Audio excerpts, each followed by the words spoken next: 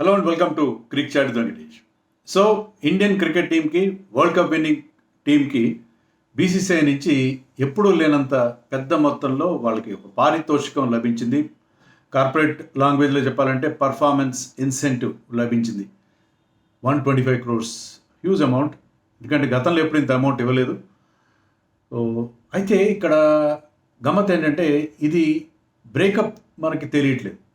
ఇది కేవలం మన 15 మంది టీం మెంబర్స్ ఎవరైతే ఉన్నారో, ఎవరైతే వరల్డ్ కప్ స్క్వాడ్లో ఉన్నారో వాళ్ళకి ప్రకటించారా, లేకపోతే ట్రావెలింగ్ రిజర్వ్స్గా ఉన్న నలుగురు కూడా యాడ్ అవుతారా, దాంట్లో నలుగురు players, support staff, coach Rahul Dravid and other coaches, మిగతా సపోర్ట్ స్టాఫ్ మాట ఏంటి, సెలెక్టర్స్ మాట ఏంటి, ఇదేంటి మనకి క్లారిటీ లేదు.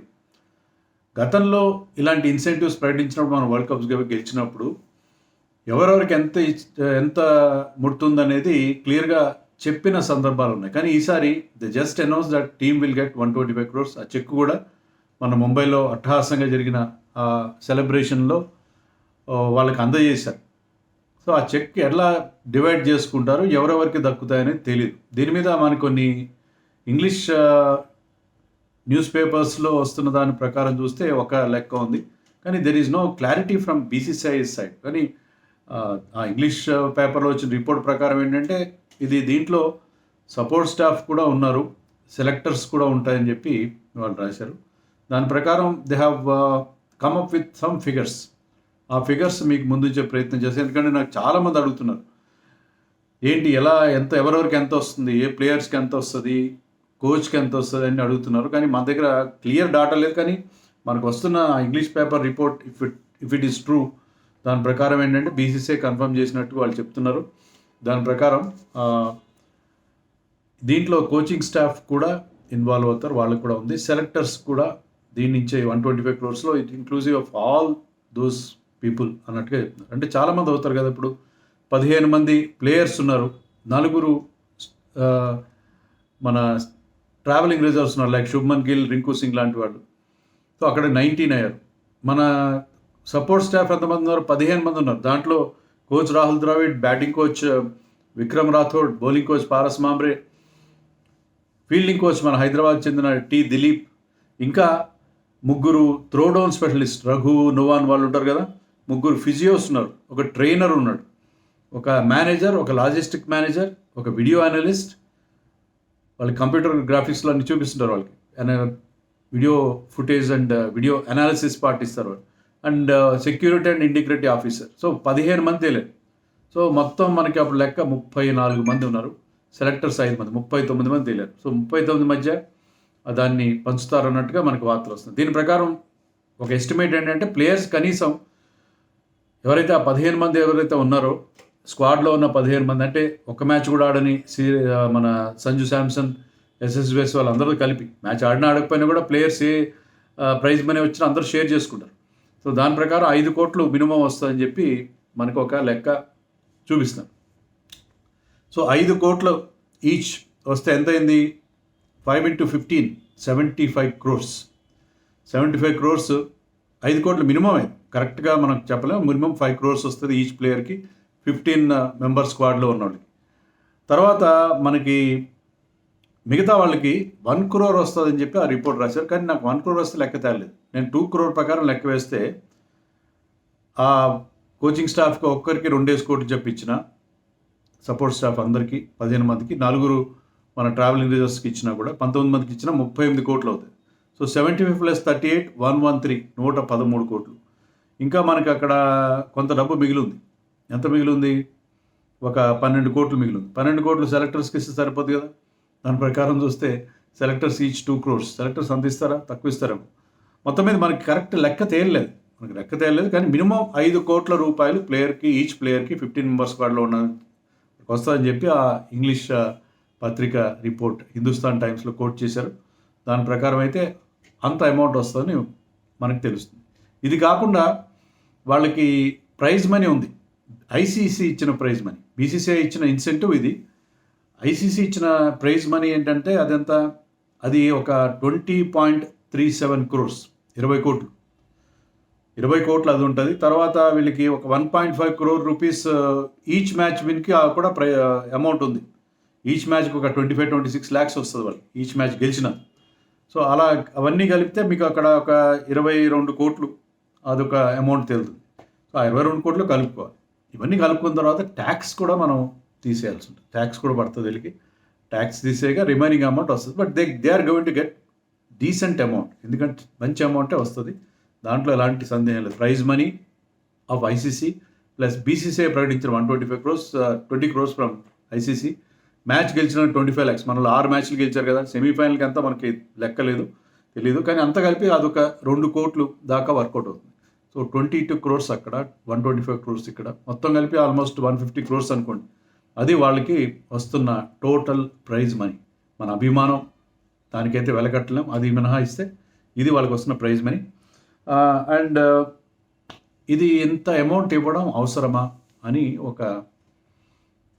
అది కూడా అంటున్నారు. ఎందుకు మన దేశంలో గేమ్ని డెవలప్ చేయండి, వేరే రకంగా ఎవరికైతే వీళ్ళు ఆల్రెడీ ఐపీఎల్లో వాటిలో కోట్లాది రూపాయలు సంపాదిస్తున్నారు, వీళ్ళకి ఎందుకు ఇవ్వడం అంత ప్రైజ్ మనీ?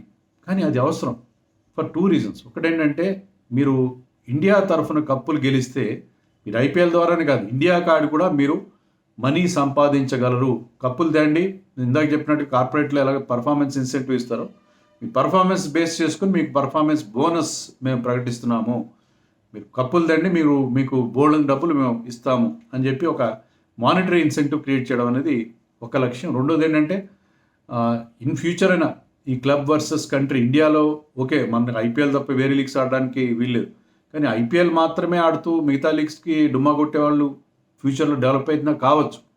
అందుకని అది కూడా దృష్టిలో పెట్టుకొని మనం ఆల్రెడీ ఇషాన్ కిషన్ ఒక కేస్ స్టడీ ఉంది మనకి. ఇషాన్ కిషన్ ఇండియన్ టీం ఆడడం మానేసి ఐపీఎల్ టీం వైపు వెళ్ళడం, ఇలాంటిది ఇన్ ఫ్యూచర్లో రాకుండా మీరు ఐపీఎల్లోనే కోట్లు సంపాదించరు, మీరు ఈవెన్ ఇండియాకి ఆడుతూ కూడా మీరు సబ్స్టాన్షియల్ అమౌంట్ సంపాదించవచ్చు అని ఒక మెసేజ్ బీసీసీఐ ఇవ్వదలిచింది. ఎందుకంటే బీసీసీఐ వాళ్ళ బ్యాలెన్స్ షీట్ని ఎక్కడో చూశాను, 1,000 కోట్ల రూపాయల, అంటే బ్యాలెన్స్ షీట్లో మీకు తెలుసు కదా expenditure and revenue and expenditure columns ఉంటాయి. దాంట్లో వాళ్ళకి నెట్ ప్రాఫిట్ 1,000 కోట్లలో ఉంది. 1,000 కోట్లలో నెట్ ప్రాఫిట్ ఉంది ఇయర్కి.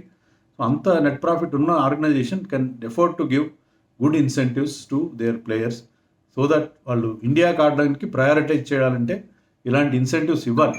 ఇస్తేనే ఏంటంటే వాళ్ళకి కప్పులు గెలిచినందుకు ఖచ్చితంగా వాళ్ళకి ఒక కప్పులు గెలవాలి అన్న ఒక ఇన్సెంటివ్ వాళ్ళకి ఎప్పుడు ఉంటుంది అని చెప్పి బీసీసీఐ ఉద్దేశంగా మేము భావిస్తున్నాం. ఇంకా యాక్చువల్లీ గతంలో కూడా ఇచ్చారు కదా. ఇప్పుడు 2011లో మన టీం గెలిచినప్పుడు ముందుగా 1 crore ఈచ్ ప్రకటించారు. Players were not happy. అప్పుడు ఏం చేశారంటే దాన్ని 2 crores పెంచారు. 2 crores అప్పుడు ఈచ్ ప్లేయర్కి ఇచ్చారు ఆ టైంలో. ప్లస్ అప్పుడు సపోర్ట్ స్టాఫ్కి ఒక్కొక్కరికి 55 లక్షల రూపాయలు చెప్పిన ఇచ్చారు. సెలెక్టర్స్ ఈచ్ సెలెక్టర్కి 25 lakhs ఇచ్చారు. దట్ వాజ్ ఇన్ 2011 మనం గెలిచిన ఆఖరి వరల్డ్ కప్. 2007 పరిస్థితి ఏంటి? 2007లో $3 million, దాన్ని నేను రూపీస్లో కన్వర్ట్ చేస్తే ఎంత వచ్చిందంటే ఎంత వచ్చింది, ఒక 22 కోట్లు ఎంత వచ్చింది. 22 కోట్లు కాదు, 39 రూపాయలు. అప్పట్లో 39 రూపాయలు ఎంత ఉన్నది. $3 million 2007లో 40 వేసుకోండి మీరు. 40 వేసుకుంటే ఎంత వచ్చింది, 12 కోట్లు వచ్చింది. 12 crores ఇచ్చారు అప్పుడు 2007లో. అయితే now I got it. 12 crores మాత్రం ఇచ్చారు. 12 crores మాత్రం ఇచ్చారు ప్లేయర్స్ కంటే. ఈచ్ 50 lakhs లేకపోతే 75 lakhs ఎంతో వచ్చి ఉంటుంది.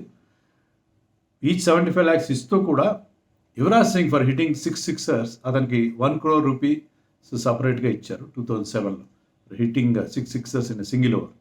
సో అప్పుడు ప్రైజ్ మనీ ఆ రకంగా ఉంది. అప్పుడు ప్రైజ్ మనీ పెద్ద ఎక్కువ కాదు. కానీ లాస్ట్ టైం 2 కోట్లు ఇచ్చినప్పుడు ఇప్పుడు కనీసం 5 కోట్లు ఇవ్వాలి కదా. ఇన్ఫ్లేషన్ ప్రత్యేక తీసుకునే 2.5 రెట్లు పెంచారండి. సో అది దాంట్లో మరీ హోల్డంత డబ్బులు ఇచ్చేసినట్టుగా ఏం కాదు. సో లాస్ట్ టైం కంటే 2.5 రెట్లు పెరిగాయి.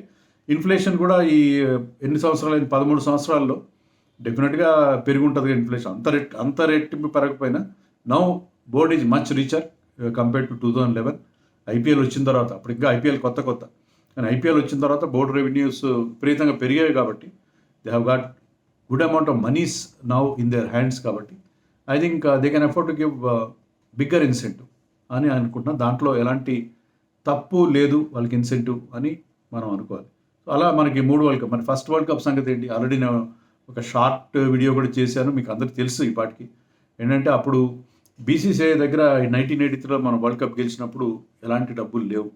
డబ్బులు లేకపోతే వాళ్ళు ఏం చేశారు, లతా మంగేష్కర్ నైట్ ఒకటి, మ్యూజికల్ నైట్ ఒకటి అరేంజ్ చేసి లతా మంగేష్కర్ ఫ్రీగా దాంట్లో పర్ఫామ్ చేశారు. చేసి చేయడం వల్ల she was graceful enough to perform free of cost. దాని నుంచి వచ్చిన ప్రొసీడ్స్తో ఈచ్ 1 lakh రూపీస్ మన వరల్డ్ కప్ హీరోస్ కపిల్స్ డెవిల్స్కి ఇవ్వడం జరిగింది. సో అప్పుడు పరిస్థితి అది, ₹1,00,000 ఇవ్వడానికే తణుకులాడాల్సి వచ్చింది. ఇప్పుడు అలవోకగా 120 ఎఫర్ట్లెస్గా 125 crores బీసీసీఐ సెక్రటరీ జైషా ప్రకటించారు. సో అంత సీ చేంజ్ ఇండియన్ క్రికెట్లో వచ్చింది, థ్యాంక్స్ టు ది ఫ్యాన్స్ చూపిస్తున్న అభిమానం, దాని నుంచి జనరేట్ అవుతున్న మనీతో బీసీసీఐ ఎంత గ్రో అయింది, ఇండియన్ క్రికెట్ కూడా గ్రో అవుతూనే వస్తుంది.